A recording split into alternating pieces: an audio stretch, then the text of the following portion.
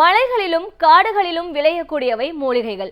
அந்த அரிய மூலிகைகளில் இருக்கும் நன்மைகளை என்ன என்பதை அறிந்து எவ்வாறு உட்கொள்ளலாம் என்பதை பற்றி நம்மிடையே பகிர்ந்து கொள்ள வருகிறார் டாக்டர் கௌதமன் அவர்கள். நம் வீடியோலே வா நிகழ்ச்சியின் அடுத்த பகுதியாக வரவிருப்பது பல்லாண்டு வாழ்ந்திட.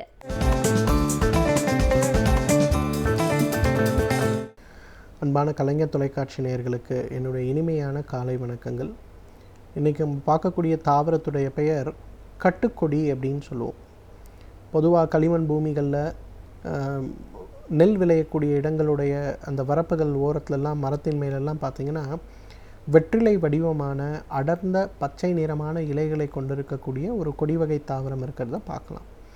இந்த தாவரத்துக்கு கட்டுக்கொடின்னு பேர். இந்த கொடியுடைய தண்டு பகுதி இருக்கு இல்லையா, அந்த தண்டு பகுதி வந்து ரொம்ப ஸ்ட்ராங்காக இருக்கும். அந்த காலத்துலலாம் பார்த்திங்கன்னா கயிறுலாம் எல்லாம் போட்டு கட்ட மாட்டாங்க. இந்த கட்டுக்கொடியோட அந்த தண்டை பகுதியை எடுத்து நல்லா இழுத்து கட்டி விட்டாங்கன்னா அது நல்லா கயிறு போல் ஸ்ட்ராங்காக இருக்கும். அதனால் இதற்கு கட்டுக்கொடி அப்படிங்கிற ஒரு பெயர் உண்டு. இரண்டாவது பெயர் பார்த்திங்கன்னா, இந்த கட்டுக்கொடியுடைய இலையுடைய எடுத்து நீங்கள் நல்லா தண்ணி சாறு மாதிரி பிழிஞ்சிட்டு அதை எடுத்து ஒரு கிளாஸ் தண்ணி மேலே ஊற்றிட்டிங்கன்னா அந்த தண்ணி பார்த்திங்கன்னா அப்படியே அல்வா மாதிரி ஒரு ஜெல் மாதிரி ஆகிறத நம்ம பார்க்க முடியும். அதே போல் மெர்க்குரி, இன்றைக்கு பாதரசத்தை பற்றி நம்ம எல்லாருக்குமே தெரியும். அந்த பாதரசம் வந்து தண்ணி மாதிரி இருக்கக்கூடிய ஒரு உலோகம். ஆனால் அந்த கட்டுக்கொடியுடைய சாறு அதில் நீங்கள் கலந்தீங்கன்னா அந்த பாதரசம் அப்படியே இறுகி சாலிடாக மாறுறதை நம்ம பார்க்க முடியும். அதனால் இதற்கு கட்டுக்கொடி அப்படிங்கிற பெயர் வந்ததை நம்ம பார்க்க முடிகிறது. இந்த கட்டுக்கொடியை பொறுத்தவரையிலும் 3 விஷயங்களுக்கு மிகப்பெரிய அளவில் மருத்துவத்தில் பயன்படுத்தி வரதை பார்க்க முடிகிறது. ஒன்று, விந்து நீர்த்து போதல் சம்பந்தப்பட்ட பிரச்சனை. நிறைய பேருக்கு பார்த்திங்கன்னா இன்றைக்கு ஆண்களுக்கு ஆண்மைத்தன்மை குறைபாடு அப்படிங்கிறது இருக்கிறத பார்க்குறோம். ஆண்மைத்தன்மை குறைபாடு அப்படின்னு வரும்போது பெரும்பாலும் பார்த்திங்கன்னா உடல் உறவு கொள்ளும்போது வேகமாக விந்து வெளிவரக்கூடிய பிரச்சனை, ஆண் உறுப்புகளில் தேவையான அளவுக்கு எழுச்சி இல்லாமல் இருக்கக்கூடிய பிரச்சனை, அல்லது உடலுறவு கொண்டு ஆரம்பித்த உடனேயே விந்து வெளிவரக்கூடிய பிரச்சனை. இந்த 3 வகையான பிரச்சனைகள் இருக்கிறத நம்ம பார்க்க முடிகிறது. இந்த 3 வகையான பிரச்சனைகளோடும் கூடியில்லாமல் இன்னொரு பிரச்சனை, சிறுநீர் வழியாக விந்துக்கள் அதிகமாக உடலை விட்டு வெளியே சென்று கொண்டிருக்கக்கூடிய பிரச்சனை. இந்த 4 பிரச்சனைக்குமே நல்ல தீர்வளிக்கக்கூடிய ஒரு மருந்து இந்த கட்டுக்கொடி. கட்டுக்கொடியோடைய இலைகளை எடுத்து ஒரு 5 இலைகள் அளவுக்கு எடுத்து 1 டம்ளர் தண்ணியில் போட்டு அதை நல்லா கொதிக்க வைக்கணும். அந்த தண்ணீர் வந்து பச்சை நிறமாக மாறுற வரையில் வெயிட் பண்ணுங்கள். அதுக்கப்புறம் அதை ஃபில்டர் பண்ணி அந்த கஷாயத்தை காலையில் ஒரு வேளை மட்டும் உணவுக்கு முன்பு அப்படிங்கிற மாதிரி ஒரு 3 மாத காலம் தொடர்ந்து சாப்பிட்டு வரும்போது இந்த ஆண்மை குறைவு சம்பந்தப்பட்ட பிரச்சனைகள் குணமாகிறத நம்ம பார்க்கலாம். இரண்டாவது, அதிகப்படியான உதிரப்போக்கு சம்பந்தப்பட்ட பிரச்சனைகள் ஏற்படும் போதும் அல்லது அதிகப்படியான வெள்ளைப்படுதல் சம்பந்தப்பட்ட பிரச்சனைகள் ஏற்படும் போதும் அதை குறைப்பதற்கு மிகச்சிறந்த மருந்து எது அப்படின்னு பார்த்திங்கன்னா அதுவும் இந்த கட்டுக்கொடி தான். பொதுவாக கட்டுக்கொடி சம்பந்தப்பட்ட பிரச்சனைகள், கட்டுக்கொடி சம்பந்தப்பட்ட மூலிகைகள் அப்படிங்கிறது கிராமங்களில் மிக பரவலாக உதிரப்போக்கு சம்பந்தப்பட்ட பிரச்சனைகளுக்கும் வெள்ளைப்படுதல் சம்பந்தப்பட்ட பிரச்சனைகளுக்கும் கொடுக்கப்படுறதை நம்ம இன்றளவும் பார்க்கக்கூடிய ஒரு விஷயமா இருக்கும். கிராமங்களில் வீட்டில் இருக்கக்கூடிய பாட்டியார்கள்லாம் என்ன பண்ணுவாங்கன்னா, இந்த மாதிரி இருக்குது அப்படின்னா ஒரு 5 இலையை எடுத்து நல்லா அரைத்து அதை வந்து சிறுசாக வந்து ஒரு கொட்டைப்பாக்கு அளவுக்கு எடுத்துகிட்டு காலையில் வெறும் வயிற்றில் சிறிதளவு மோர் அல்லது பனங்கற்கண்டு கரைத்த தண்ணீரோடு கொடுத்துருவாங்க. ஒரு வாரம் இதை தொடர்ந்து சாப்பிடும்போது அந்த வெள்ளைப்படுதல் சம்பந்தப்பட்ட பிரச்சனை, அதே போல் அதிக உதிரப்போக்கு இருக்கக்கூடிய பிரச்சனைகள் குறைந்து குணமாகிறத நம்ம பார்க்க முடியும். நிறைய பெண்களுக்கு பார்த்திங்கன்னா இன்றைக்கு அடினோமயோசிஸ் அப்படின்னு சொல்லக்கூடிய ஒரு தொந்தரவு, அதாவது கருப்பை வீங்கி கருப்பையிலிருந்து அதிகப்படியான உதிரப்போக்கு ஏற்படுகின்ற ஒரு பிரச்சனை. குறிப்பாக மாதவிலக்கு காலங்களில் மிக அதிகமான உதிரப்போக்கு சம்பந்தப்பட்ட பிரச்சனைகள் இருக்கிறத நம்ம பார்க்க முடியும். அந்த நேரங்கள்லாம் பார்த்திங்கன்னா அவர்களுக்கு ஒரு நாளைக்கு 5 முறை 6 முறை வந்து மிக அதிகமான உதிரப்போக்கு இருக்கும். அந்த உதிரப்போக்கு ஆன பிறகு உடம்பில் கடுமையான அசதி இருக்கும். நிறைய பெண்கள் பார்த்திங்கன்னா இந்த அதிகப்படியான உதிரப்போக்கை தடுப்பதற்காகவே இன்றைக்கு கருப்பை அறுவை சிகிச்சை செய்து கருப்பையை எடுத்து விடக்கூடிய ஒரு சூழல் இருக்கிறத பார்க்குறோம்.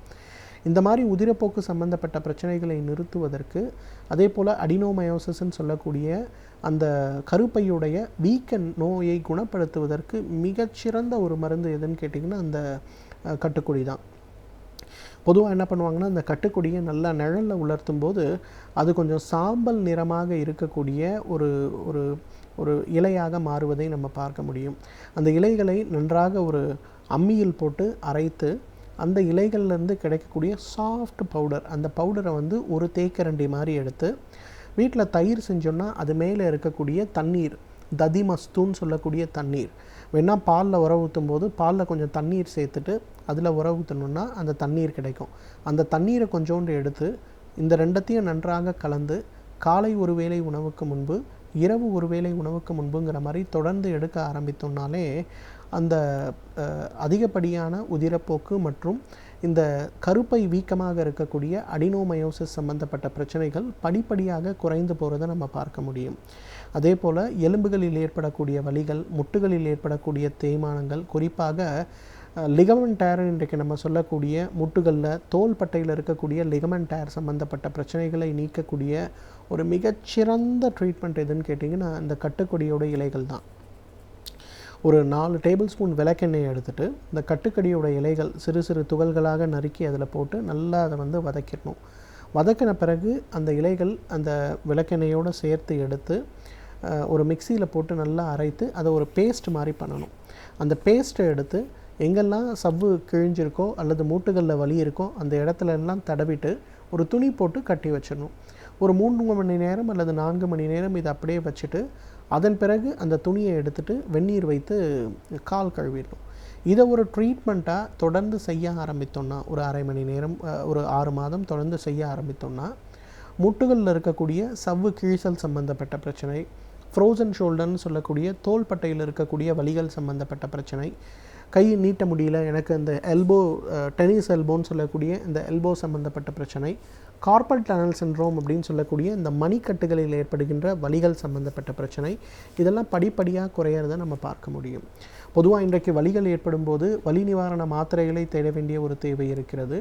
ஆனால் எந்த விதமான வலி நிவாரண மாத்திரைகளுடைய தேவை இல்லாமல் மிகச் சுலபமாக இந்த வலிகளை குறைக்கக்கூடிய மிகப்பெரிய ஒரு மருந்து எதுன்னு கேட்டிங்கன்னா இந்த கட்டுக்கொடி தான்.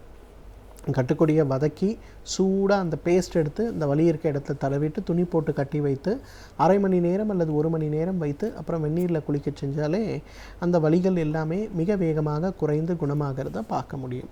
எனவே நேர்களே, கட்டுக்கொடியை பொறுத்தவரையிலும் பார்த்திங்கன்னா ரசவாதம்னு சொல்லக்கூடிய மெர்க்குரி ப்ராசஸ் பண்ணுறதுக்கு உபயோகப்படுத்துகின்ற மிக முக்கியமான ஒரு மூலிகையாக இருந்தாலும் கூட பரவலாக எல்லா நாட்டு மருந்து கடைகள்லேயும் கிடைக்கக்கூடிய ஒரு மூலிகைன்னு தான் சொல்லணும்.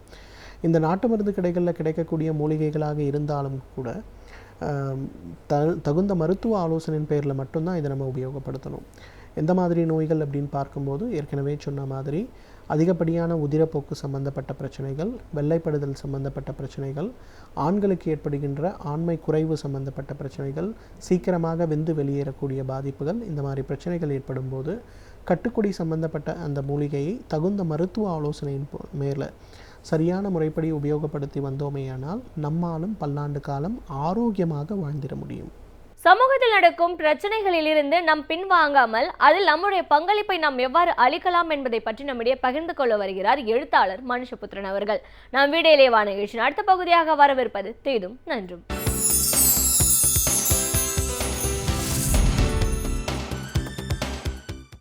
வணக்கம் நண்பர்களே, இன்னும் ஒரு இனிய காலை பொழுதில் தீதும் நன்றும் நிகழ்ச்சியில் உங்களை சந்திப்பதில் மிக்க மகிழ்ச்சி அடைகிறேன்.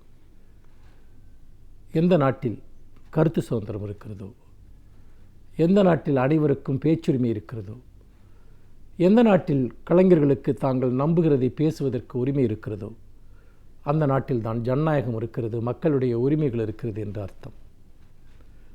ஆனால் நம்முடைய நாட்டில் தொடர்ந்து பல்வேறு காரணங்களுக்காக அந்த உரிமைகள் பலராலும் தொடர்ந்து பறிக்கப்படக்கூடிய ஒரு அவலக்காட்சியை நாம் பார்க்கிறோம். உண்மையில் ஒரு ஜனநாயகம் வளர்ந்து வரக்கூடிய நாட்டில் இவ்வளவு தூரம் அந்த ஜனநாயகம் வீழ்ச்சி பாதையில் செல்கிறது என்பது நினைப்பதற்கு மிகவும் ஒரு துயரமான ஒரு விஷயமாக இருக்கிறது. அப்படி பார்க்கிற போது இந்த ஜனநாயகத்தினுடைய அழிவு பல விதங்களிலும் நடந்து கொண்டிருப்பதை நம் கண் முன்னால் காண முடிகிறது. சமீபத்தில் ஒரு புத்தகத்திற்கு எதிராக ஒரு வழக்கு தொடரப்பட்டிருக்கிறது. புகழ்பெற்ற வரலாற்றறிஞர் காஞ்சா இலையா எழுதிய ஒரு புத்தகம். அந்த புத்தகத்தை தடை செய்ய வேண்டும் என்று நீதிமன்றத்தில் ஒரு வழக்கு தொடர்ந்திருந்தார். ஆனால் நீதிமன்றம் அந்த வழக்கை தள்ளுபடி செய்தது. அந்த வழக்கில் ஏற்க முடியாது, இதுபோன்ற விஷயங்களில் புத்தகங்களை தடை செய்வது என்பது நீதிமன்றத்தினுடைய ஒரு வேலை அல்ல, கருத்துக்களுக்கு, கருத்து சுதந்திரத்திற்கு இடம் உண்டு என்கிற ஒரு கருத்தை ஆழமாக நீதிபதிகள் வெளிப்படுத்தினார்கள். அதேபோல் சமீபத்தில் ஒரு புத்தகம், அதாவது சில ஆண்டுகளுக்கு முன்பு மீண்டெழும் பாண்டியர் வரலாறு என்கிற ஒரு புத்தகம், அந்த புத்தகத்திற்கு எந்த விதமான முகாந்திரமும் இல்லாமல் தமிழக அரசு திடீரென தடை விதித்தது. அதிமுக ஆட்சி விதித்த அந்த தடை சமீபத்தில் நீதிமன்றத்தால் தள்ளுபடி செய்யப்பட்டது. உண்மையிலேயே நீதிமன்றங்கள் இந்த அளவிற்கு கருத்து சுதந்திரம் சார்ந்து செயல்படுவது என்பது ஒரு சிறிய நம்பிக்கை வெளிச்சத்தை அளிக்கக்கூடியதாக இருக்கிறது. இதற்கு முன்னால் பெருமாள் முருகனுடைய நூல் தொடர்பாகவும் சில சாதி அமைப்புகள் அத்தகைய ஒரு தடையை பிரயோகித்த போது அப்போதும் நீதிமன்றம் தலையிட்டு அந்த தடையை நீக்கியது என்பதை நாம் மறந்துவிடக்கூடாது. ஆனால் புத்தகங்கள் ஒருபுறம் இப்படி இந்தியாவில் தாக்குதலுக்குள்ளாகி வரக்கூடிய அதே சமயத்தில் நீதிமன்றங்கள் தலையிட்டு அதை காப்பாற்றுகிற அந்த நிகழ்வு நடந்து கொண்டிருக்கிற அதே சமயத்தில் திரைப்படங்களின் மீதான தாக்குதல்கள் தொடர்ந்து அதிகரித்து வருகின்றன. முக்கியமாக மெர்சல் திரைப்படம் தொடர்பாக விஜய் அவர்கள் நடித்த அந்த திரைப்படத்தில் டிமாண்டிஜேஷன் அல்லது ஜிஎஸ்டி பணமதிப்பு நீக்கம் தொடர்பாக இடம்பெற்ற சில வசனங்களுக்காக அந்த படத்தின் காட்சிகளை நீக்க வேண்டும் என கடும் நிர்பந்தத்தை பாஜக தலைவர்கள், தமிழ்நாட்டில் இருக்கக்கூடிய தலைவர்கள் ஏற்படுத்தினார்கள். இது உண்மையிலேயே எந்த விதத்தில் ஜனநாயகத்தின் பார்ப்பட்டது என்பதை நாம் நினைத்து பார்க்க வேண்டும். ஏனென்று கேட்டால், ஒரு திரைப்படம் என்பது மக்களுடைய பல கருத்துக்களை வெளிப்படுத்தக்கூடிய ஒரு ஊடகம். இன்றைக்கு ஜிஎஸ்டி பற்றியோ பணமதிப்பு நீக்கம் பற்றியோ நம் நாடு முழுக்க கடுமையான அதிருப்திகளும் விமர்சனங்களும் இருந்து கொண்டிருக்கின்றன. பணமதிப்பு நீக்கத்தினால் ஒரு மிகப்பெரிய பொருளாதார அழிவு இங்கு ஏற்பட்டிருக்கிறது என்பதை தொடர்ந்து பொருளாதார நிபுணர்கள் மட்டுமல்ல, அன்றாட வாழ்க்கையிலும் மக்கள் உணர்கிறார்கள். ஜிஎஸ்டிக்கு பிறகு கடுமையான விலைவாசி உயர்வு ஏற்பட்டிருக்கிறது. இந்த உணர்வுகள் எல்லாம் மக்களிடம் இருக்கக்கூடியவை. மக்களிடம் இருக்கக்கூடிய உணர்வுகளைத்தானே திரைப்படங்கள் பிரதிபலிக்கின்றன. அந்த வசனங்கள் அவ்வளவு துல்லியமானதாக இல்லாமல் இருக்கலாம், அவ்வளவு துல்லியமான ஒரு தர்க்க ரீதியாக இல்லாமல் இருக்கலாம். ஆனால் அது வெளிப்படுத்தக்கூடிய உணர்வுகள் தான் என்னவென்று பார்க்க வேண்டும். இவ்வளவு வரி வசூலிக்கிற ஒரு அரசு ஏன் மக்களுக்கு மருத்துவத்தை இலவசமாக தரக்கூடாது என்று ஒரு திரைப்படம் கேட்பதில் என்ன தவறு இருக்கிறது? என்ன தவறு இருக்கிறது? எந்த தவறும் இல்லை. அப்படிப்பட்ட ஒரு சூழலில் தான் நாம் இன்றைக்கு நின்று கொண்டிருக்கிறோம். நண்பர்களே, நீங்கள் இந்த விஷயத்தில் தொடர்ந்து ஜனநாயகத்தின் மீதான அல்லது கருத்து சுதந்திரத்தின் மீதான தாக்குதல் எந்த அளவிற்கு தமிழ்நாட்டில் தொடர்ந்து திரைப்படங்களின் மீது கடந்த சில ஆண்டுகளாக சாதி அமைப்புகளாலும் பல்வேறு விதமான சிறு அமைப்புகளாலும் மேற்கொள்ளப்பட்டிருக்கின்றன என்பதை கவனிக்க வேண்டும். இந்த நிலை தொடர்ந்தால் எல்லோருமே திரைப்படத்தில் ஒரு யதார்த்தமான வசனத்தையோ காட்சியையோ வைப்பதற்கு அஞ்சுவார்கள். தமிழ் திரைப்படங்கள் யதார்த்தத்திலிருந்து விலகி போய்விடும், முழுக்க முழுக்க கற்பனை கதை சார்ந்ததுக்காக ஆகிவிடும்.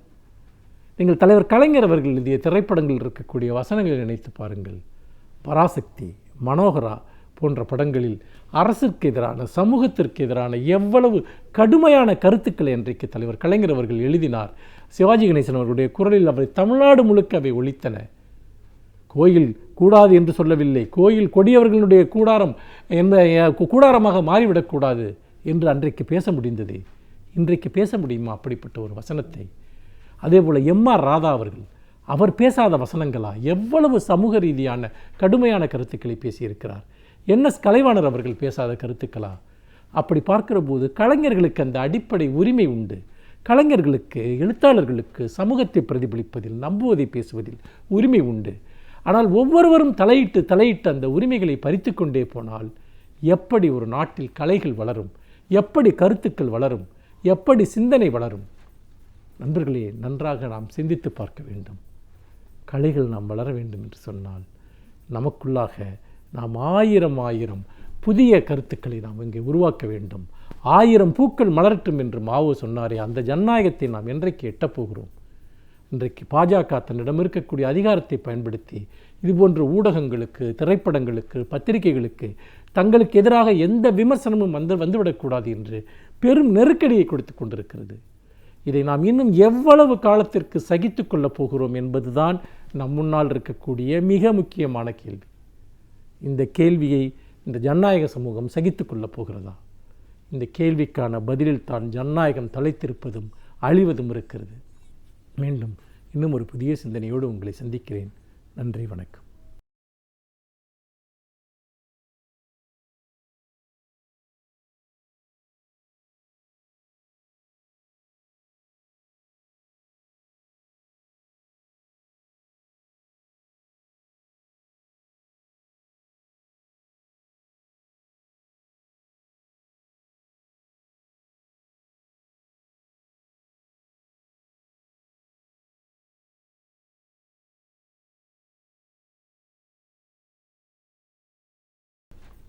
நண்பர்களே, நன்றாக நாம் சிந்தித்து பார்க்க வேண்டும். கலைகள் நாம் வளர வேண்டும் என்று சொன்னால் நமக்குள்ளாக நாம் ஆயிரம் புதிய கருத்துக்களை நாம் இங்கே உருவாக்க வேண்டும்.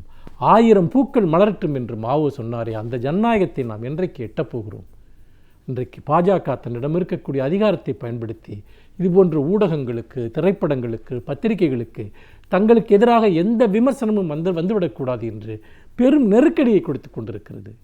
இதை நாம் இன்னும் எவ்வளவு காலத்திற்கு சகித்து கொள்ளப் போகிறோம் என்பதுதான் நம் முன்னால் இருக்கக்கூடிய மிக முக்கியமான கேள்வி. இந்த கேள்வியை இந்த ஜனநாயக சமூகம் சகித்து கொள்ளப் போகிறதா? இந்த கேள்விக்கான பதிலில் தான் ஜனநாயகம் தலைத்திருப்பதும் அழிவதும் இருக்கிறது. மீண்டும் இன்னும் ஒரு புதிய சிந்தனையோடு உங்களை சந்திக்கிறேன். நன்றி, வணக்கம். பல்வேறு துறைகளில் பல சாதனைகளை படைத்தவர்கள் வல்லுநர்கள். அவர்களுடைய அனுபவங்களை நம்முடன் பகிர்ந்து கொள்ளும் போது அது நமக்கு சிறந்த தூண்டுகோலாக அமைகின்றது. அந்த வகையில் இன்றைய சிறப்பு விருந்தினர் யார் என்பதை பற்றியும் அவர்கள் என்ன செய்திகளை நம்முடன் பகிர்ந்து கொள்ளப் போகிறார்கள் என்பதையும் பார்க்கலாம். நாம் வீடியோலே வா நிகழ்ச்சியின் அடுத்த பகுதியாக வரவிருப்பது சிறப்பு விருந்தினர் பகுதி.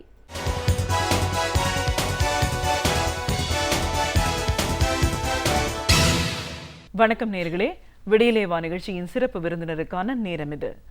இன்றைய சிறப்பு விருந்தினர் கவிஞர் வேங்கை கவி. ஒரு கவிஞரா 25 ஆண்டு கால பயணம் அப்படிங்கிறது எப்படி ஆரம்பிச்சுது, இன்னைக்கு வரைக்கும் எப்படி அது தொடர்ந்து போயிட்டு இருக்கு? ஒரு படைப்புக்கும் கருப்பொருள் அப்படின்னு வரும்போது இவரை பொறுத்த வரைக்கும் பல விஷயங்கள் புதுமையா சிறப்பா அமைஞ்சிருக்கு. இது சார்ந்த பல விஷயங்களை இவர்கிட்ட கேட்டு தெரிஞ்சுக்கலாம். வணக்கம் சார். ஒரு கவிஞரா, சொற்பொழிவாளரா முதல்ல எங்கள் நிகழ்ச்சிக்கு உங்களை நாங்கள் வரவேற்கிறோம் சார். ஒரு படைப்பாளியாக உங்களுடைய பயணம் ஆரம்பித்து 25 ஆண்டுகளை கடந்து போயிட்டுருக்கு அப்படின்னும் போது ஒரு கவிஞராக நீங்கள் உருவானது எப்படி, எந்த ஒரு களத்தில் உங்களுடைய பயணம் ஆரம்பமானது, இன்றைக்கி வரைக்கும் அது எப்படி தொடர்ந்து போயிட்டுருக்கு? நிறைய படைப்புகள் உருவாக்கியிருக்கீங்க, தொகுப்பு வெளிவந்திருக்கு அப்படின்னாலும் குறிப்பிட்டு சொல்கிற மாதிரியான சில படைப்புகள் உங்களுக்கான ஒரு அடையாளமாக இருக்குன்னு கூட சொல்லலாம். தளபதி அவர்களை பற்றி நீங்கள் எழுதியிருக்கிற ஒரு படைப்பு. இன்னும் சொல்லணும் அப்படின்னா நம்ம சுற்றி இருக்கிற எல்லா நிகழ்வுகளுமே நமக்கு ஒரு கருப்பொருளா அமையும் அப்படிங்கிற மாதிரியான நிறைய விஷயங்கள், கவிதைகள் நீங்க எழுதிருக்கீங்க. அப்படின்போது நம்மளை கடிக்கிற கொசு, மூட்டைப்பூச்சி இதெல்லாம் கூட ஒரு கருவா அமைஞ்சிருக்கு உங்களோட படைப்புக்கு. அப்படின்னும் போது இது சார்ந்த நிறைய சுவாரஸ்யமான விஷயங்களை எங்க நேர்களோட நீங்க முழுமையா பகிர்ந்துக்கணும் சார். முதல்ல இந்த படைப்புலக பயணம் அப்படிங்கிறதோட இதோட தொடக்கம் பத்தி சொல்லுங்க. நான் 12ஆம் வகுப்பு படிக்கின்ற பொழுது என்னுடைய தமிழாசிரியர் ஒரு பேச்சு போட்டி வைத்தார். பேச்சு போட்டி வைத்துவிட்டு என்னை அவர் கேட்டார், வேங்கை கவி என்ற பேர் எனக்கு இப்பொழுது வரப்பட்ட பேர் தான். இப்பொழுது வெங்கடாச்சலம் நான் ஆக்சுவலாக ஒரு சாதாரண வெங்கடாச்சலம், ஒரு சாதாரண ஒரு கிராமத்திலே பிறந்து எங்கள் அப்பா ஒரு விவசாயி. நான் நடந்தே ஒரு 5 கிலோமீட்டர் தொலைவிற்கு நான் பள்ளிக்கு சென்றிருக்கிறேன். அப்பொழுது அந்த இயற்கை சூழல்களை பார்த்து கொண்டு செல்வேன். மரங்கள், செடிகள், கொடியில் பார்க்கின்ற பொழுது எனக்கு அப்பே ஒரு கவிதை எழுதுகின்ற ஒரு ஆர்வம் எனக்கு அதிகமாகவே உண்டு.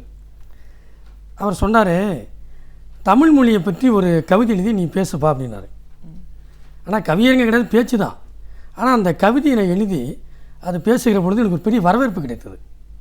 என்ன கவிதைன்னு கேட்டிங்கன்னா, நற்றமிழே, நருந்தேனே, நான் கண்ட செந்தமிழே, முத்தமிழே, முக்கணியே, மூவுலகின் ரவிச்சுடரே, வண்டமிழே, வான்மலையே, வாசமிகு புதுமலரே, பைந்தமிழே, பைங்கிளியே, பசி தீர்க்கும் இளநீரே, கன்னி தமிழே, கலை குயிலே, காவிரியின் நெல்மணியே, தேந்தமிழே, தேவமுதே, திசையெல்லா உன்புகளே என்று அந்த கவிதை எழுதி எனக்கு கையில் 100 ரூபாய் பணம் கொடுத்தாரு.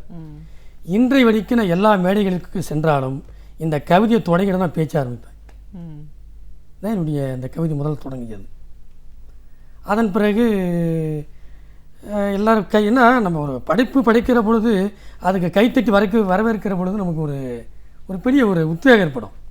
அதன் பிறகு சின்ன சின்ன கவிதைகள் எழுதுறது, இந்த வண்டு பூவு இல்லை உட்கார பொழுது எப்படி இருக்கும் ஒரு கற்பனை, இது மாதிரி பல்வேறு கவிதைகளே அப்படியே எழுதிட்டே வந்தேன். அப்புறம் எல்லாம் பார்த்தா என்னை வாங்க கவிஞர் அப்படின்னு தான் கூடுவாங்க. இதே விளையாட்டு வாக்கில் கூப்பிடப்பட்ட பேர் கடைசியில் ஒரு கவிஞனாக என்னை இன்றைக்கி இந்த இடத்துல உட்கார வைத்திருக்கிறது என்பது கண்டிப்பாக பெருமையாக தான் இருக்கிறது. உங்களே நிச்சயமா ஒரு பள்ளியில் ஆரம்பித்த பயணம் இன்னைக்கு வரைக்கும் அது தொடர்ந்து போயிட்டுருக்கு அப்படின்னு நம்ம சொல்லும்போது, ஒரு படைப்பாளியாக உங்களுக்கே உண்டான அந்த ஒரு பெருமை இருக்கும். ஏன்னா ஒரு அங்கீகாரம் நம்மளுக்கு வந்து சிறு வயதிலேயே கிடைச்சிருக்கு அப்படின்னும் போது அது ஒரு பெருமைக்குரிய விஷயம்தான்.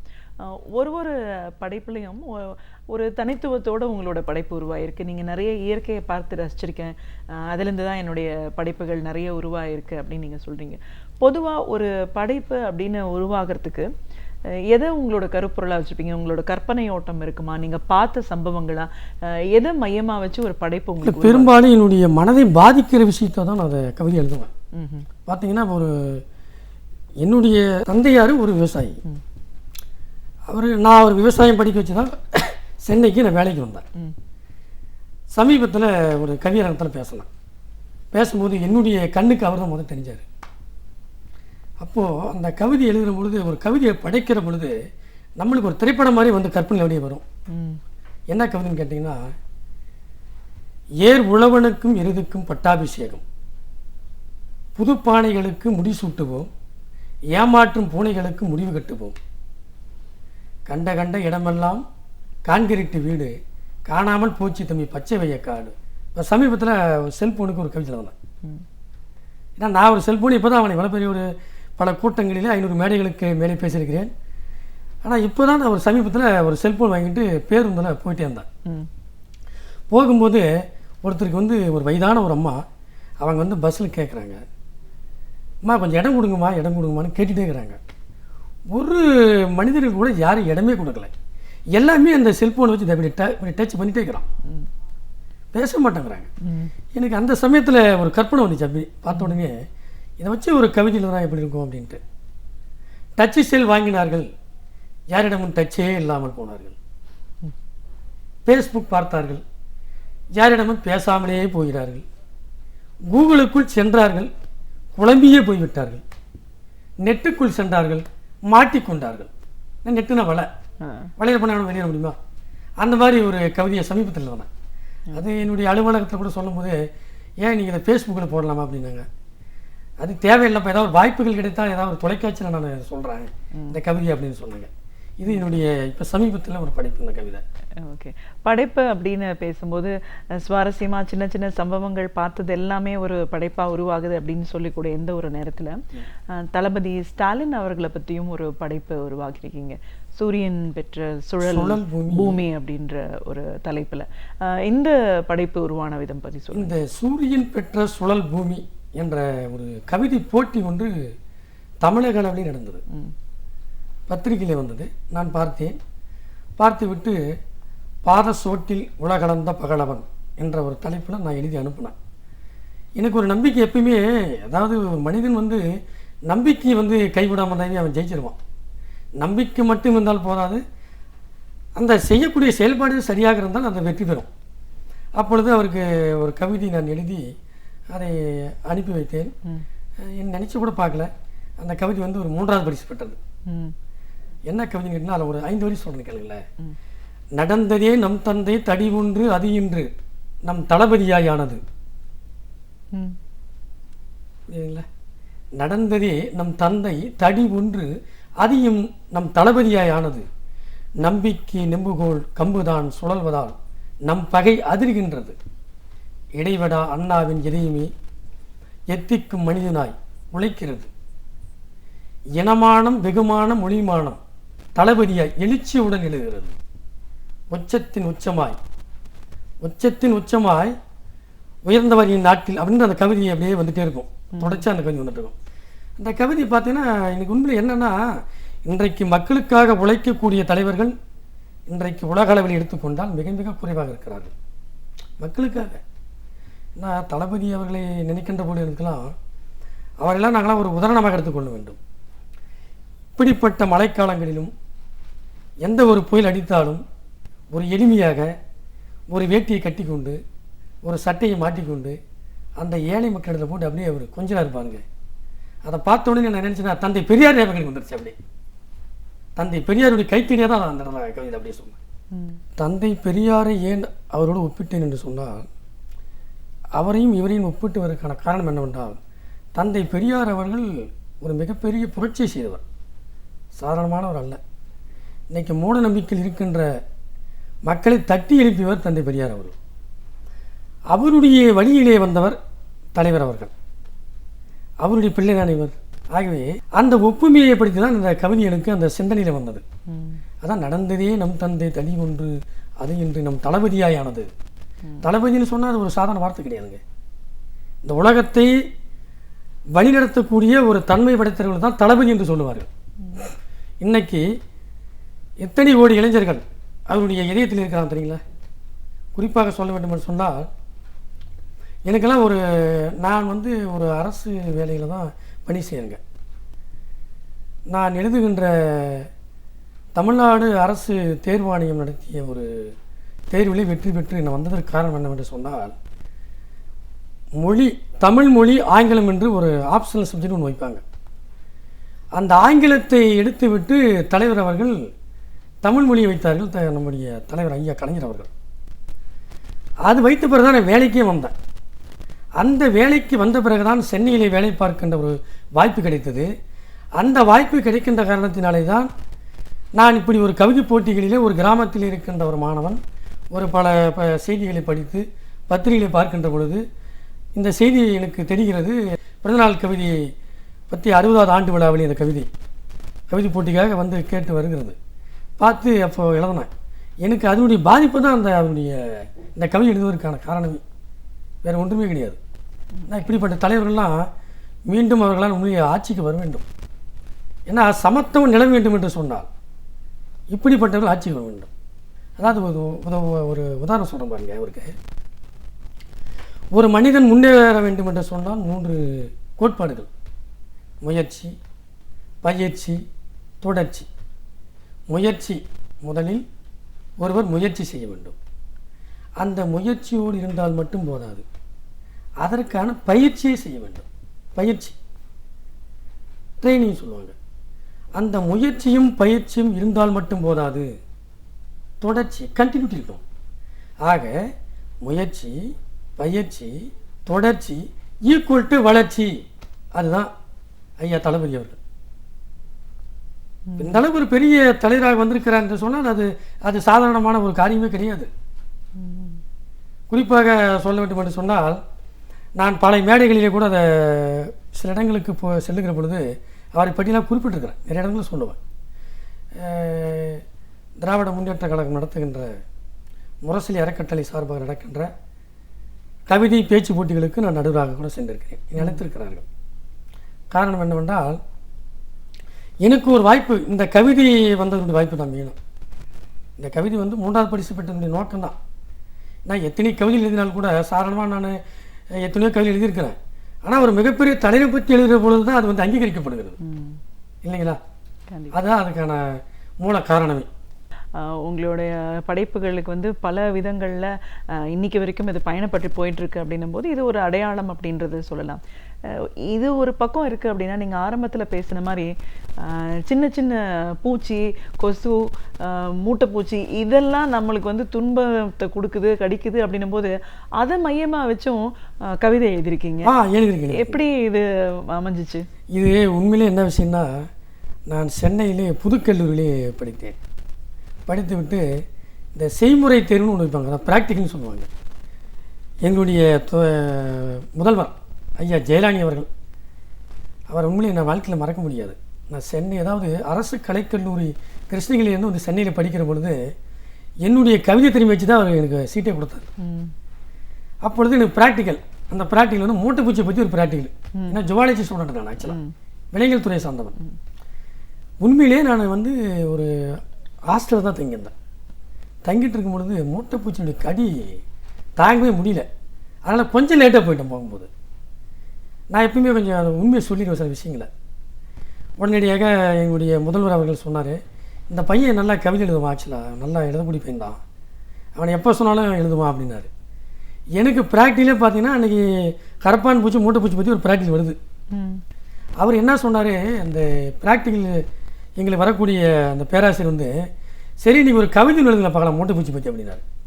ஆனால் இது எனக்கு நடந்த சம்பவம் தான் அது. ஆக்சுவலாக அது நிறைய பேர் கிட்ட சொன்னால் ரொம்ப சிரிப்பாங்க. அந்த கவிதை, மூட்டைப்பூச்சி கடியேனா தாங்கலை, முழுசாக கண் மூடி தூங்கலை, மூடி மூடி படுத்தேனே முடியல, அது தேடு மாதிரி கொட்டுறதும் தெரியல.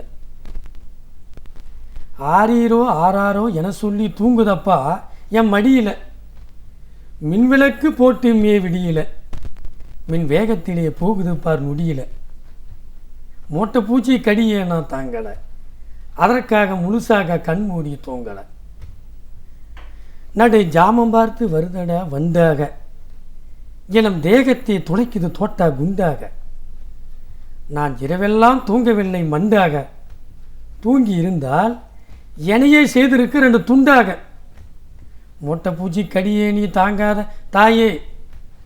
ஏன்னா அப்போலாம் நிறைய மூட்டை பூச்சிகள், அப்போலாம் நிறைய பேர் பார்த்தா வீட்டை விட்டு வெளியே போனால் நிறைய பேர் உண்டு. மூட்டை பூச்சி கடியே நீ தாங்காத தாயே, அதற்காக மூட்டை முடிச்சு கட்டிக்கிட்டு எங்கு போகாத நீயே, முத்துமைகள் கொண்டு தினம் உறங்கும் உன் சேயே, இரவை முகமூடியா மாட்டிக்கொண்டு வருகின்ற மூட்டை பூச்சி பேயே, இளம் தேகத்தை கடிக்கின்ற மூட்டை பூச்சி நாயே அப்படின்னு அந்த கவிதை எழுதுனேன். அப்படியே கிளாப்ஸ் பண்ணி எழுதி அதை படிச்சுக்கிறேன். எனக்கு அதுக்கு மேலே சொல்லக்கூடாது, எனக்கு பயங்கரமாக அதை கைத்தட்டு கொடுத்து என்னை ரொம்ப அங்கீகரிச்சார் எங்களுடைய பேராசிரியர். ஏன்னா இன்றைக்கி கூட நம்ம பார்த்தோன்னா அவருடைய காலில் இருந்து ஆசீர்வாதம் உண்டு. ஏன்னா பல்வேறு மேடைகளுக்கு என்னை வந்து நான் கல்லூரிகளில் படிக்கின்ற காலகட்டத்திலே பல்வேறு மேடைகளுக்கு என்னை அனுப்பியவர். அப்போ வந்து 1995ஆம் ஆண்டு கலைஞர் கண்ட தமிழ்நாடு என்ற ஒரு தலைப்பிலே நான் பேச்சு போட்டியிலே பரிசு பெற்றேன். முதல் பரிசு வந்து கவிஞர் சொர்க்கோ அவர்கள்ன்ட்டு ஒருத்தர், நான் அவரை எப்பயுமே அண்ணான் தான் அழைப்பேன். அவர் தான் வந்து முதல் பரிசு, நான் 2ஆம் பரிசு. ஐயா தலைவர் அவர்கள் தான் கொடுக்குறதா இருந்துச்சு. அந்த சமயத்திலே அவரால் வர முடியவில்லை. அதிலே செங்கை சிவம் அப்படின்னு ஒருத்தர் பணம் 5000 ரூபாய் பரிசு கொடுத்தாரு அந்த சமயத்தில். காரணம் என்னென்னா நம்முடைய திறமைகளை அங்கீகரித்து மற்ற அனுப்புகிற பொழுது தான் நம்முடைய திறமை வெளிப்படுகிறது. என்னுடைய ஐயா மேஜர் ஜெயலானி ஐயா அவர்கள் நான் வாழ்க்கையில் மறக்க முடியாதவர், பல்வேறு மேடைகளுக்கு அனுப்பினார். அனுப்பிட்டு நிறைய பரிசுகளை வாங்கினேன், நிறைய கேடிங்களை கொண்டு போய் கல்லூரியில் கொடுத்தேன். அதனால் இப்போ கூட பார்த்தா அவர்கிட்ட நான் தொலைபேசியில் தொடர்பு கொண்டு ஐயா உங்களுடைய ஆசீர்வாதம் எனக்கு ரொம்ப தேவை அப்படின்னு பேசுவேன். நான் உங்களை உதவி செய்யக்கூடியது மறக்கக்கூடாது. கண்டிப்பாக இதே மாதிரி கொசுவை பற்றி கூட ஒரு கவிதை எழுதியிருக்கீங்க இல்லைங்களா? இந்த கொசுக்கு எழுதி எனக்கு பரிசு கொடுத்தாங்க. ஏன்னா என்னை சில பேர் கொசு கவிஞர் மூட்டை பூச்சி கவிஞர் அப்படின்னுவான். ஏம்பான்னு கேட்டால் இது வரைக்கும் தமிழ்நாட்டில் எவனுமே மூட்டை பூச்சியை பற்றி கவிதை எழுதணும்ல, கொசுவை பற்றி நீ எழுதணும் கிடையாது அப்படின்னாங்க. அதாவது இந்த கொசுனுடைய எண்ணிக்கை பெருகி நான் அதனுடைய பாதிப்பால் நான் டைஃபாய்டு காய்ச்சல் வந்து நான் படுத்தது உண்டு. நான் ஒரு கிட்டத்தட்ட சாகக்கூடிய நிலைமைக்கே போயிட்டேன். அதனாலே இந்த கொசு பற்றி ஒரு கவிதை எழுதி அந்த கவிதையை எனக்கு பரிசே கொடுத்தாங்க. இப்போ கொசுக்கள்லாம் சேர்ந்து போராடினா எப்படி இருக்கும், தலைவர் பேசினா எப்படி இருக்கும், செயலாளர் பேசினா எப்படி இருக்கும், தொண்டர்கள் பேசினா எப்படி இருக்குன்ட்டு அதில் ஒரு சில வழியில் சொல்கிறீங்கல்ல. இப்போ தலைவர் சொல்கிறாரு, புரட்சி வேண்டும் புரட்சி வேண்டும், புதிய உலகம் அமைத்திட வேண்டும், கொடுக்க வேண்டும் கொடுக்க வேண்டும், எங்களுக்கு ஒரு தனி உரிமை, இல்லை என்றால் இருக்காது ஆடு மாடு எருமை. ஏன்னா என்னைக்கு பெருகி போச்சு அதுக்கு. புரட்சி வேண்டும் புரட்சி வேண்டும், புதிய உலகம் அமைத்திட வேண்டும், கொடுக்க வேண்டும் கொடுக்க வேண்டும், எங்களுக்கு ஒரு தனி உரிமை, இல்லை என்றால் இருக்காது ஆடு மாடு எருமை, கத்தியின்றி ரத்தமின்றி நாங்கள் உரிமை வாங்குவோம், அன்றுதான் கவலையின்றி கவடமின்றி இரவெல்லாம் தூங்குவோம். நான் நைட்டெல்லாம் வந்து கழிச்சிட்டு தான் இருக்கிறேன், வேலையை தான். அடுத்த வரி வரும் பாருங்க. ஒரு கொசு சொல்லுது, செயலாளர் சொல்கிறார், ஓ மனிதர்களே, நீங்கள் ஓடி ஓடி ஒளிந்தாலும் எங்கள் ஓட்டம் ஓயாது, மூடி மூடி படுத்தாலும் முக்காடும் தாங்காது, முதுகை பிளந்து பார்க்கும் வரை எங்கள் கண்கள் தூங்காது, செந்தமிழ்நாட்டை பிரித்திட வேண்டும், சேனைகள் பலரை தந்திட வேண்டும், இல்லை என்றால் எங்கள் பண்ணையை பெருக்கிடுவோம், உங்கள் சென்னையை அழித்திடுவோம். பார்த்தீங்கன்னா இன்றைக்கெல்லாம் பெருகி, ஏன்னா அது எந்த அளவுக்கு பெருகி இன்றைக்கி வந்து ஒரு தனிநாடு கேட்குற அளவுக்கு ஒரு கற்பனை வச்சு எழுதுனேன். இன்றைக்கி எவ்வளோ டெங்கு காய்ச்சல் பார்த்தீங்களா? நீங்கள் தமிழகம் பூரா டெங்கு காய்ச்சல் ஆகுது. கடைசியில் வந்து ஒரு தலைவர் அதனுடைய பொருளாளர் சொல்கிறாரு, கோபமாட்டின் கரையோரம் கூட்டம் ஒன்று கூட்டுவோம், இந்த கூறுகட்ட மனிதருக்கு பாடம் ஒன்று தீட்டு போனது. நான் தீட்டுதே தீட்டு நிறைய பேர் செத்துட்டுருக்கான். நீங்கள் டெங்கு கொசுவால் நீங்கள் செத்துட்டுருக்கலாம். இது வந்து என்னுடைய இன்சிடென்ட்டாலேயே நடந்த கவிதை தான் இது. இதில் பல வரிகள் நிறைய கவிதைகள். இதை நிறைய பேருடைய கல்லூரி காலங்கள்லாம் கூட இதை ஆட்டு வரப்பில் வாங்கிட்டு போனாங்க.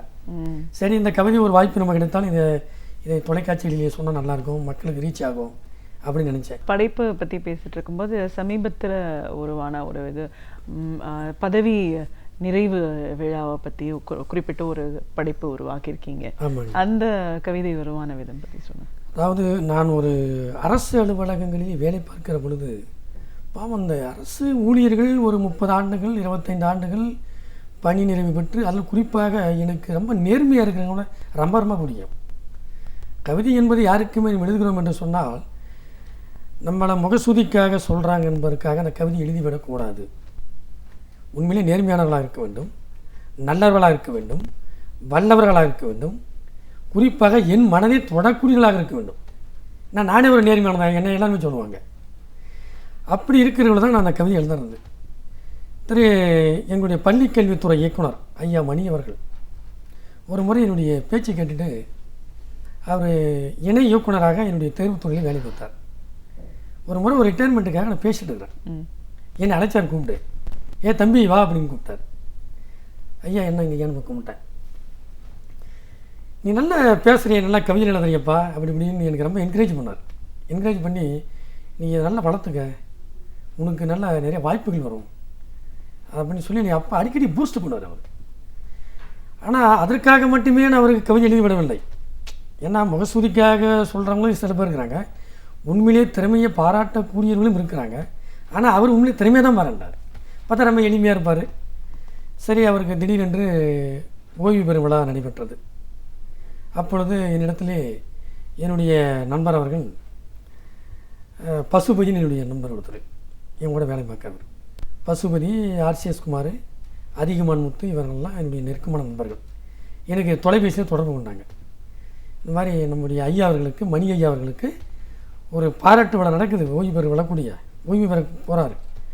அந்த ஓய்வு பெறு விழாவிலே நீங்கள் வந்து ஒரு சிறப்புரையாற்ற வேண்டும் என்று சொன்னார்கள். நான் அப்படியே பள்ளிக்கல்வித்துறைக்கு போய் நின்றுந்தேன். நிறைய கூட்டம், எல்லாம் ஒரு அரங்கத்துக்குள்ளே பார்த்தீங்கன்னா நிறைய கூட்டமாக இருக்குது. இந்த யூனியன் தலைவர்களாக பேசிகிட்டு இருக்கிறாங்க. நான் வந்து ஒரு தூரமாக தான் நின்றுட்டுருக்குறேன். சரி, என்ன பண்ண, இவரை பற்றி ஒரு கவிதையை ஒன்று எழுதிடலாமா, ஏன்னா நிறைய கூட்டமாக இருக்குது, நிறைய நேரம் பேச முடியாது அப்படின்ட்டு ஒரு பேப்பரை வாங்கிட்டு எழுதினேன். இயக்குனர் மணி அப்படின்ட்டு. ஏன்னா ஒரு பேர் வந்து மணி, பதவி வந்து இயக்குனர். சில பேர்களுக்கு கவிதை எழுதுகிற பொழுது அந்த இரண்டாவது எழுத்து அப்படியே அந்த கவிதை வைப்பேன். அந்த முதல் வரியில் இரண்டாவது எழுத்து, அடுத்த வரியில் இரண்டாவது எழுத்து, அந்த மாதிரி ஒரு வித்தியாசமாக கொஞ்சம் எழுதலாமே அப்படின்ட்டு ஒரு அந்த கவிதையை படித்தேன். அது என்ன கவிதைன்னு கேட்டிங்கன்னா, சே இரு விசும்பு என உன் உள்ளம். சே இரு ஈ வருதுங்களா, சே இரு விசும்பு என உள்ளம். அதாவது சே இருன்னா மிகப்பெரிய ஆகாயம், இந்த பரந்த ஆகாயத்தை போன்று உன்னுடைய உள்ளம். சே இரு விசும்பு என உன் உள்ளம், வியக்க வைத்தாய் தேர்வு துறையை அப்படின்னு. பார்த்தீங்கன்னா அப்படியே அவ்வளோ ஒரு எல்லாருக்கிட்ட எளிமையாக பேசுவார். அந்த மாதிரி நீ ஒரு மனிதரை பார்க்க முடியாது.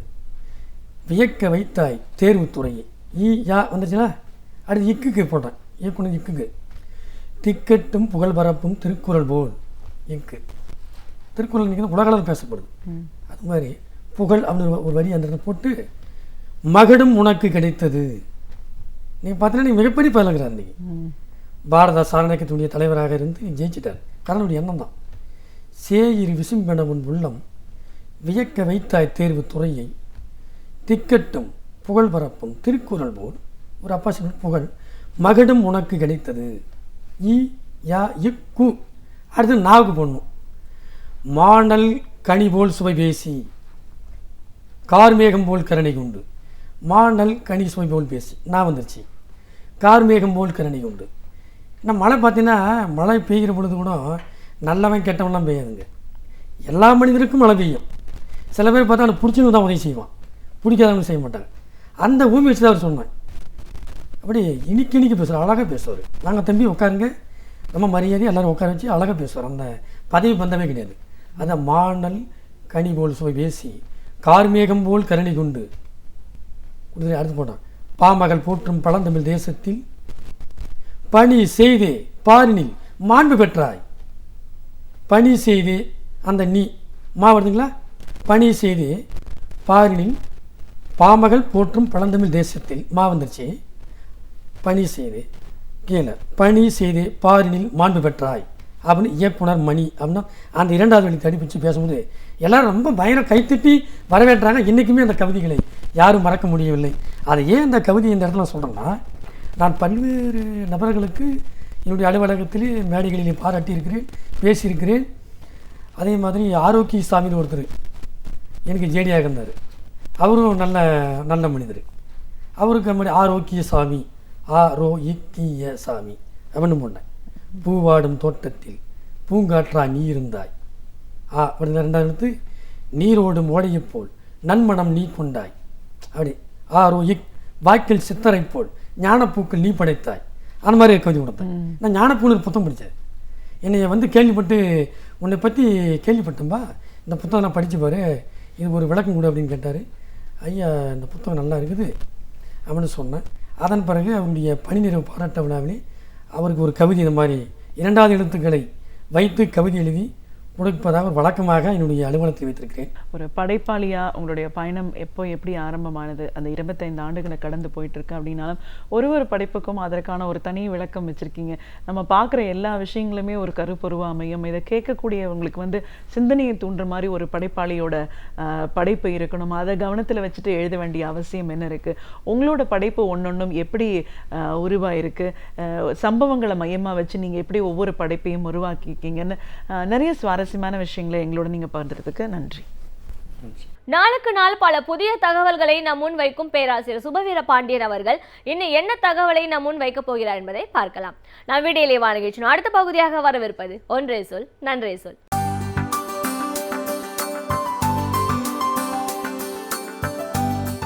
அனைவருக்கும் என் அன்பு வணக்கம். இந்த உலகம் எவ்வளவு பெரியது என்று கேட்டால் அதற்கு 2 வழிகளில் விடை சொல்லலாம். அளந்து பார்த்தும் சொல்லலாம், வாழ்ந்து பார்த்தும் சொல்லலாம். அளந்து பார்த்து சொன்னால் எல்லோருக்கும் ஒரே கணக்கு தான் வரும். வாழ்ந்து பார்த்து சொன்னால் சிலருடைய உலகம் மிகப்பெரியதாகவும் சிலருடைய உலகம் மிகச்சிறியதாகவும் இருக்கிறது. நாம் வாழும் வாழ்வின் பரப்பளவை பொறுத்ததாகத்தான் உலகத்தினுடைய எல்லை நம் கண்களுக்கு படும். நான் என் வாழ்வின் அனுபவத்தில் சந்தித்த 2 மனிதர்களை, 2 துருவங்களாக வாழ்ந்து கொண்டிருக்கிற மனிதர்களை பற்றி கூற வேண்டும் என்று தோன்றுகிறது. ஒரு சின்ன கிராமத்தில் தமிழ்நாட்டில் வாழ்ந்து கொண்டிருக்கிறவர் ஒரு பெட்டி கடை, அதாவது அந்த கடைக்கு பெட்டி கடை என்று நாம் பெயர் சொல்லுவதே அவ்வளவு சிறிய அளவிலான ஒரு கடை மாதிரி என்று தான் சொல்ல வேண்டும். பெரும்பாலும் அந்த கிராமத்தில் இருக்கிற பிள்ளைகள் வாங்குகிற அந்த மிட்டாய்கள், விளையாட்டு பொம்மைகள், சிகரெட்டுகள் கூடுதலாக எந்த கிராமத்திலும் நீங்கள் எந்த பொருள் வேண்டுமானாலும் எங்கு வேண்டுமானாலும் கிடைக்கலாம், கிடைக்காமல் போகலாம். சிகரெட் இந்த நாட்டின் எந்த மூலையில் வேண்டுமானாலும் கிடைக்கும். ஒரு சின்ன பெட்டி கடையினுடைய சின்ன கடையின் பெரிய வணிகம் அந்த சிகரெட்டு தான். அந்த கடையினுடைய உரிமையாளர், அது ஒரு பெரிய கடையோ சிறிய கடையோ, அந்த கடை தான் அதற்கு அவர் உரிமையாளர். அவரிடத்திலே பேசிக்கொண்டிருக்கிற போது சில செய்திகள் மிகப்பெரிய வியப்பாக இருந்தன. காலையில் 6:30 மணிக்குள்ளாக அந்த கடையை திறந்து விடுவேன் என்கிறார். இரவு வரைக்கும் கடையில் தான். இடையில் மதியம் ஒரு 2 மணி நேரம் வீட்டிற்கு போய் வருவேன். அந்த நேரத்தில் என் மனைவி இந்த கடையை பார்த்து கொள்ளுவார். வீட்டுக்கு போய் உணவு முடித்து ஒரு அரை மணி நேர தூக்கம், மறுபடியும் வந்து விடுவேன். அந்த கிராமமே அடங்கி இனி திறந்திருக்கிற வீடுகள் எதுவும் இல்லை, இனி இந்த ஊருக்கு வருவதற்கு கடைசி பேருந்தும் இல்லை என்று முடிவானதற்கு பிறகு 9:30 மணி 10 மணிக்கு மேல், என்றால் கிராமங்களெல்லாம் ஏறத்தாழ 8 மணிக்கே அடங்கிவிடும். 10 மணிக்கு கடையை மூடுகிறவராக இருக்கிறார். அவரை பார்த்து நான் கேட்டேன், நீங்கள் திரைப்படங்களுக்கெல்லாம் போவதில்லையா, திரையரங்குகளுக்கு என்று? இல்லை, இதோ இருக்கிறதே என்றார். அந்த கடையிலேயே ஒரு சின்ன தொலைக்காட்சியை, கருப்பு வெள்ளை தொலைக்காட்சி வைத்திருக்கிறார். அவருடைய உலகம் அதுதான். யாரும் வரவில்லை என்றால் அந்த படத்தை பார்த்து கொண்டிருப்பது, அந்த நாடகங்களை பார்ப்பது. உலகத்தை விட்டு முற்றுமாக தனியாக சுருங்கி குறுகி ஒரு பெட்டி கடையில் இருந்தாலும் உலகத்தினுடைய பல செய்திகளை அந்த சின்ன தொலைக்காட்சி பெட்டி கொண்டு வருகிறது. அதுதான் அவர் பார்க்கிற உலகம். வெளியூர்களுக்கு போவதில்லையா என்றால், சென்னை பார்த்திருக்கிறீர்களா என்றால், நான் பக்கத்தில் இருக்கிற பட்டுக்கோட்டைக்கே 2 முறையோ 3 முறையோ தான் போயிருக்கிறேன் என்கிறார். அதுவும் முக்கியமான சில திருமணங்கள், மிக நெருக்கமான சொந்தக்காரர்கள். எல்லா திருமணங்களுக்கு நான் போவதில்லை. மிக மிக நெருக்கமான உறவினர்களின் திருமணத்திற்காக பட்டுக்கோட்டைக்கு 2 முறையோ 3 முறையோ போயிருக்கிறேன் என்கிறார். பட்டுக்கோட்டையிலிருந்து ஒரு 10-15 கிலோமீட்டர் அந்த கிராமம். அதனை தாண்டி அவர் சென்றிருக்கிற ஒரே ஒரு வெளியூர் என்று சொன்னால் மதுரைக்கு ஒரு முறை போய் மீனாட்சி அம்மனை தரிசித்து வந்ததாக சொன்னார். அவ்வளவுதான் அவருடைய உலகம். அந்த கிராமம், அந்த கடை, அந்த தொலைக்காட்சி பெட்டி, வாழ்நாளில் 3 முறை போய் வந்த பட்டுக்கோட்டை நகரம், அதை தாண்டி உலகம் அவருக்கு எவ்வளவு பெரியதென்றும் தெரியாது. எவ்வளவு பெரியதாக இருந்தாலும் அது பற்றிய கவலையும் அவருக்கு கிடையாது. அவருடைய உலகம் அவ்வளவுதான். இப்போது அளந்து பார்த்து சொல்லாமல் வாழ்ந்து பார்த்து சொன்னால் அவருடைய உலகத்தின் பரப்பளவு மிக குறைவாக இருக்கிறது. இன்னொருவரையும் நாம் பார்க்க வேண்டும். பேசி கொண்டிருக்கும் போதே அவருக்கு ஒரு 5 நிமிடத்துக்குள் 6 தொலைபேசி வரும். அந்த தொலைபேசிகளில் அவர் பேசுவதை கவனித்தாலே நமக்கு கொஞ்சம் தலை சுற்றும். அவர் சொல்வார், நாளைக்கு காலையில் விமானத்தில் போட்டுருங்க, டோக்கியோ போயிடுறேன், மதிய உணவு நான் டோக்கியோ இருப்பேன், இரவு தான், காலையில் அடுத்த நாள் காலை நான் ஹாங்காங்கில் இருந்தாக வேண்டும். இவர் பறந்து கொண்டே இருக்கிறவர். முன்னால் நாம் பார்த்தோமே, அவர் நகர்ந்து கூட போகாமல் ஒரே இடத்தில் இருக்கிறவர். இவர் பறந்து கொண்டே இருக்கிறவர். காலையிலே இந்தியாவில் இருப்பார், மதிய உணவுக்கு டோக்கியோ போகிறார், அடுத்த நாள் காலையிலே ஹாங்காங் சிற்றுண்டிக்கு வந்து விடுகிறார். பறந்து கொண்டே இருக்கிறார். அவருடைய தொழில் வணிகம் மிகப்பெரியது. அவருடைய வங்கி கணக்குகள், அவர் வைத்திருக்கிற கடன் அட்டைகள், ரொக்க அட்டைகள், எல்லாவற்றையும் கணக்கு பார்ப்பதற்கான ஆட்கள், வேலையாள்கள், ஒரு மிகப்பெரிய உலகமாக தெரிகிறது. இப்போது அவருடைய உலகம் மிகச் சிறியதாகவும் இவருடைய உலகம் மிக பெரியதாகவும் நமக்கு படுகிறது. ஆனால் எது உண்மை என்று எண்ணி பார்க்க வேண்டும். 2 பேருமே இந்த உலகத்தில் இயல்பாக வாழ்ந்து கொண்டிருக்கிறார்களா என்று ஒரு கேள்வி இருக்கிறது. அந்த பெட்டிக்கடை வைத்திருக்கிறவருக்கு அதிகம் பேரை தெரியாது என்பது போலவே உலகமெல்லாம் பறந்து கொண்டிருக்கிற இவருக்கும் அதிகம் பேரை தெரியாது. இவர் சுற்றி கொண்டே இருக்கிறாரே தவிர எங்கும் நின்று நிலைத்து யாரோடும் நிலையான உறவு கொண்டதும் இல்லை. இவர் ஓடிக்கொண்டே இருக்கிறார். பறத்தல் பறத்தல் பறத்தல் என்பதே இவர் வாழ்வின் இன்னொரு பெயராக ஆகிவிடுகிறது. எனவே 2க்கும் இடைப்பட்டு வாழ்க்கை எங்கேயோ சிக்கி கொண்டிருப்பதாகத்தான் நமக்கு படுகிறது. எங்கே அமைதியும் மகிழ்ச்சியும் மற்றவர்களுக்கான உதவியும் நிறைவும் தொலைதூரத்து பார்வையும் இருக்கிறதோ அவர்களின் உலகம்தான் எல்லாவற்றையும் விட பெரிதாக, இவர்கள் 2 பேரையும் விட பெரிய உலகம் அவர்களிடம்தான் இருக்கிறதோ என்று தோன்றுகிறது. ஒரே இடத்திலே முடங்கி போகவும் கூடாது, சுற்றி கொண்டே இருப்பதும் வாழ்க்கை ஆகாது. 2க்கும் இடையில் வாழ்வை நின்றும் நிலைத்தும் பறந்தும் விரிந்தும் பார்க்கிற ஒரு இயல்பு வேண்டும். நமக்கு எவ்வளவு பேரை தெரியும் என்பது ஒரு கணக்கு, நம்மை எவ்வளவு பேருக்கு தெரியும் என்பது இன்னொரு கணக்கு. இந்த கணக்குகளை வைத்து கொண்டும் கூட உலகம் பெரியதா, நம்முடைய உலகம் சிறியதா என்று சொல்ல முடியும். இதிலிருந்து செய்தி என்ன என்றால், ஒவ்வொருவருக்கும் ஒரு உலகம் இருக்கிறது. உலகம் என்பது ஒன்றுதான், ஆனாலும் ஒவ்வொருவருக்கும் ஒரு உலகம் இருக்கிறது. இந்த உலகத்தில் 700 கோடி மக்கள் வாழ்கிறோம் என்று சொன்னால் 700 கோடி உலகம் இருக்கிறது என்று தான் கருத வேண்டியிருக்கிறது. அவரவர் பார்வை, அவரவர் பயணம், அவரவர் வாழ்க்கை அனுபவம் எல்லாவற்றுக்கும் தக்க இந்த உலகம் சுருங்கியும் விரிந்தும் கொண்டிருக்கிறது. ஒவ்வொரு நாளும் சுருங்குகிறது, ஒவ்வொரு நாளும் விரிகிறது. இந்த உலகத்தில் நம்முடைய அனுபவங்கள் என்னவாக இருக்கின்றன, நாம் யாரால் எல்லாம் அறியப்பட்டிருக்கிறோம் என்கிற கேள்விகளும் கூட நம்முடைய வாழ்க்கையின் பரப்பை மட்டுமல்ல, நம் வாழ்க்கை சார்ந்த உலகத்தின் பரப்பையும் நமக்கு காட்டுகிறது. நாம் பலரும் அறிந்தவர்களாகத்தான் இருக்க வேண்டும் என்பதில்லை. எந்த அளவுக்கு நம்மை பலர் அறிந்திருக்கிறார்கள் என்பது எந்த அளவுக்கு நாம் பொது வாழ்வில் நம்மை ஈடுபடுத்தி கொண்டிருக்கிறோம் என்பதை பொறுத்தது. இல்லையானால் நம்மை யாரும் அறிந்து கொண்டிருக்க வாய்ப்பு இல்லை. அந்த பெட்டிக்கடைக்காரரை உலகத்தில் இருக்கிற வேறு யாரும் அறிந்திருக்க வாய்ப்பு இல்லை. அவர் யாரையும் அறிந்திருக்கவும் வாய்ப்பு இல்லை. ஏறத்தாழ அதே நிலைதான் நாடு நாடாக பறந்து கொண்டிருக்கிறவருக்கும். அவரையும் உலகத்தில் இருக்கிற எல்லோரும் அறிந்திருக்கிறார்கள் என்று சொல்ல முடியாது. இவர் இருந்த இடத்திலேயே இருந்து கொண்டு 200 பேரை அறிந்து வைத்திருப்பார் என்றால், அவர் பறந்து பறந்து 200 பேரைத்தான் அறிந்து வைத்திருப்பார். காரணம், அவருடைய பார்வையெல்லாம் அந்த தொழில் சார்ந்த அந்த 200 பேரை தாண்டி வேறு யார் மீதும் இல்லை, யாரிடத்திலும் இல்லை, எந்த சிக்கலிலும் அவருக்கு தொடர்பு இல்லை. இந்த சமூக வாழ்விலிருந்து தங்களை பிரித்து கொண்டிருக்கிறார்கள். ஒருவர் முடங்கி போய்விட்டதாகவும் ஒருவர் விரிந்து நிற்பதாகவும் தோன்றுகிறதே தவிர 2 பேருமே தங்கள் வாழ்க்கை, தங்கள் பார்வை என்கிற அந்த சின்ன வட்டத்துக்குள் தான் 2 பேரும் சுருங்கி போயிருக்கிறார்கள். நிலப்பரப்பின் வட்டம் கூடுதலாக பெரிதாகவும் சிறிதாகவும் இருக்கலாம். ஆனால் அவர்களின் மனப்பரப்பின் வட்டம் 2 பேருக்குமே சிறிதாகத்தான் இருக்கிறது. யார் ஒருவன் சமூகத்தோடு சேர்ந்து வாழ்கிறானோ, யார் ஒருவன் சமூகத்தோடு சேர்ந்து உயர்கிறானோ, யார் ஒருவன் சமூகத்தோடு சேர்ந்து தாழ்கிறானோ அவனுடைய பரப்பும் அவனுடைய உலக விரிவும் தான் சமூகத்தின் அளவுக்கு பெரியது என்பதை நாம் உட்கொண்டால் ஒவ்வொரு மனிதனும் தனிமனித வாழ்வை புறக்கணித்து விட முடியாது. ஆனால் தனிமனித வாழ்வோடு நின்று விடாமல் ஒரு பொது சமூகம் சார்ந்த வாழ்வை மேற்கொள்ள வேண்டும் என்பதுதான் இந்த உலகத்தில் வாழ்கிற வாழ்வுக்கு ஒரு பொருளும் பொருத்தமும் உடையதாக இருக்கும். கற்ற கல்விக்கு ஏற்ப வேலை வாய்ப்புகளை அமைத்துக் கொள்வது என்பது மிகவும் கடினமான ஒன்றாகின்றது.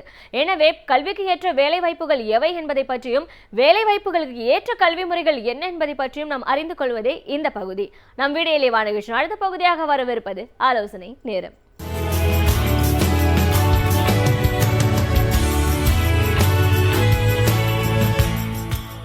வணக்கம். நம்ம இந்த ஆலோசனை நேரம் நிகழ்ச்சியில் தொடர்ச்சியாக போட்டித் தேர்வுகள், அதாவது ஒரு இளநிலை பட்டம் பயின்ற அல்லது முதுநிலை பட்டதாரி மாணவர்கள் என்ன மாதிரியான போட்டித் தேர்வுகள், முக்கியமாக அரசாங்கம் மற்றும் அரசு சார்ந்த நிறுவனங்கள், அரசு சார்ந்த துறைகளில் இருக்கக்கூடிய பணிகள் என்னென்ன, அந்த பணிகளுக்கு யார் யாரெல்லாம் எந்த மாதிரியான நிறுவனங்கள்லாம் போட்டித் தேர்வுகள் நடத்துகிறாங்க, அந்த போட்டித் தேர்வுகளை எப்படி எதிர்கொள்வது, அப்படி அந்த போட்டித் தேர்வுகளுக்கு தயாராகணும்னா என்ன மாதிரி விஷயங்கள் செய்யணுங்கிறது குறித்து பேசிகிட்டு இருக்கிறோம்.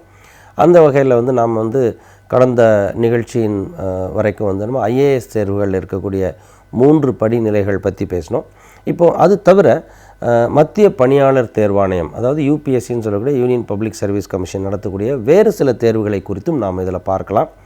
அந்த பார்த்து முடித்ததுக்கப்புறமா நம்ம தேர்வுகளை குறித்த நமக்கு ஒரு பார்வை, தெளிவான பார்வை கிடைச்ச பின்னாடி இந்த தேர்வுகளுக்கு தயாராகும் முறை குறித்தும் நம்ம பேசலாம். இப்போ இதில் ஐஏஎஸ் தேர்வுகள்னு விஷயம் பற்றி நாம் கடந்த சில நிகழ்ச்சிகளில் ஃபுல்லாக பேசினோம்.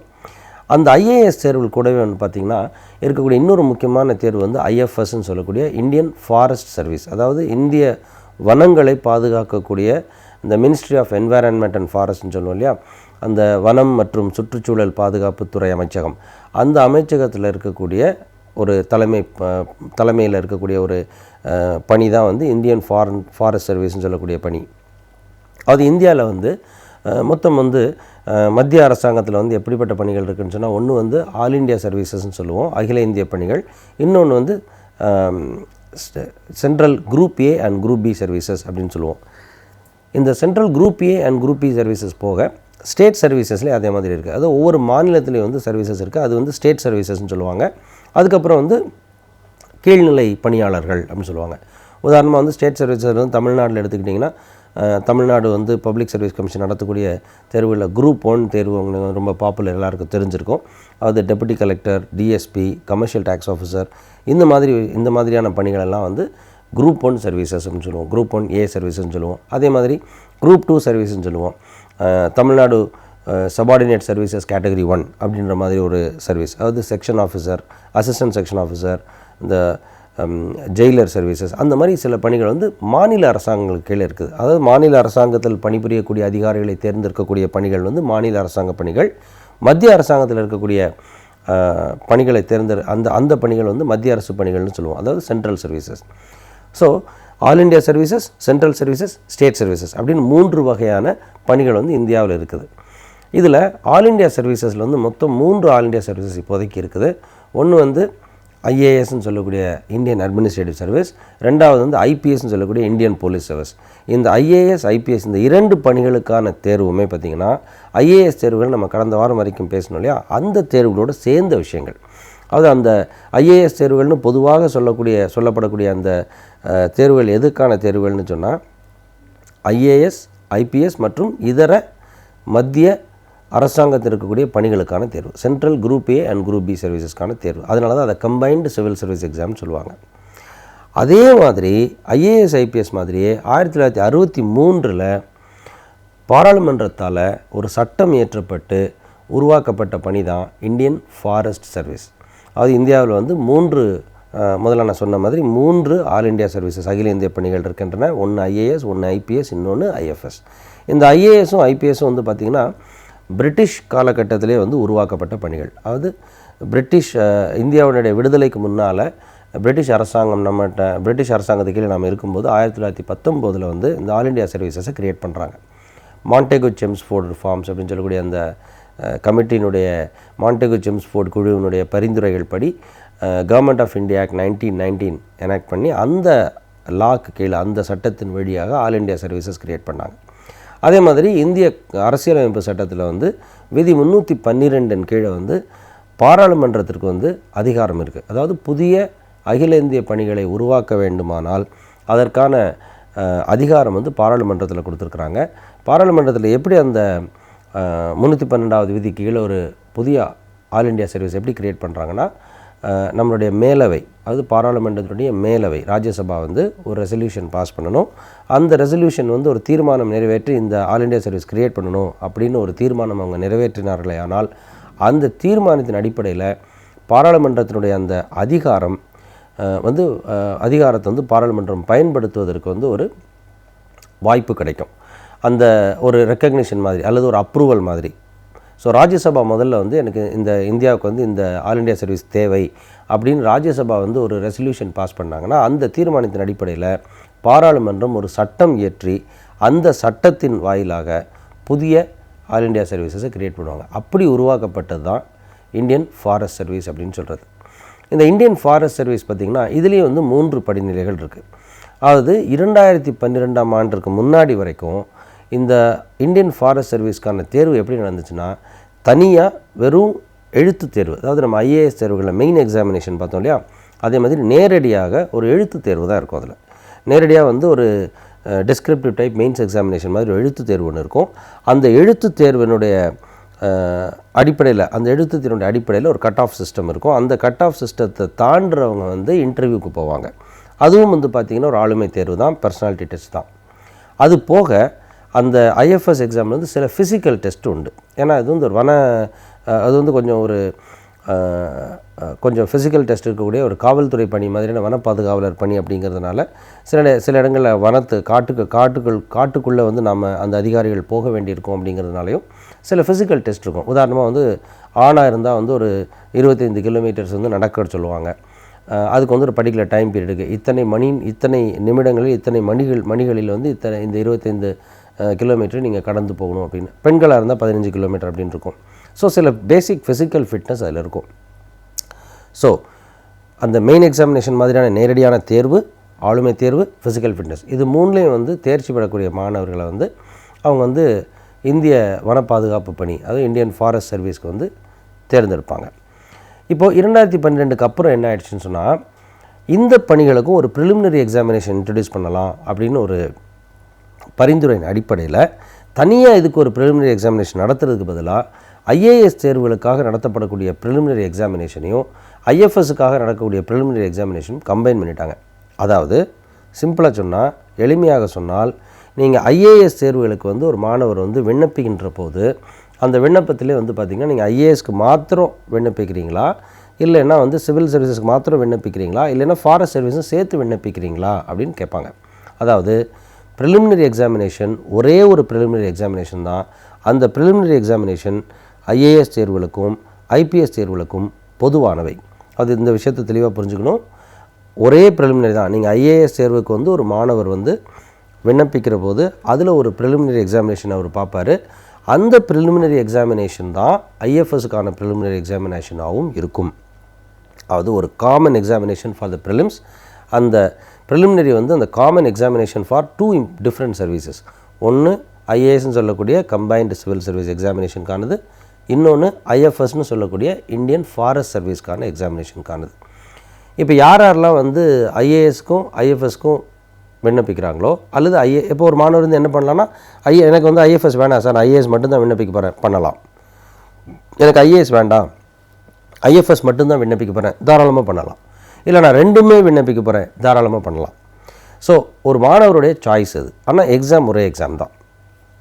ஸோ இதில் வந்து அந்த ஐஎஃப்எஸ் எக்ஸாமினேஷனுக்கான ப்ரிலிமினரி வந்து பார்த்திங்கன்னா தனியாக கட் ஆஃப், யாரெல்லாம் ஐஎஃப்எஸ் அப்ளை பண்ணியிருக்காங்களோ அவங்களுக்கெல்லாம் சேர்த்து ஒரு மீன் டிவியேஷன் எடுத்து ஒரு கட் ஆஃப் சிஸ்டம் கொடுப்பாங்க.